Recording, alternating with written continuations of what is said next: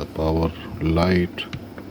There is nothing on the TV as well. So let's check for its fault.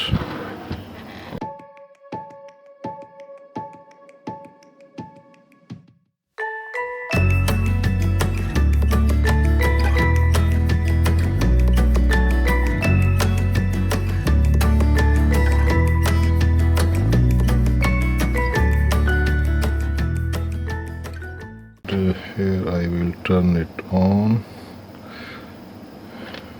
with the help of, yeah, it is on. So the power supply was bad,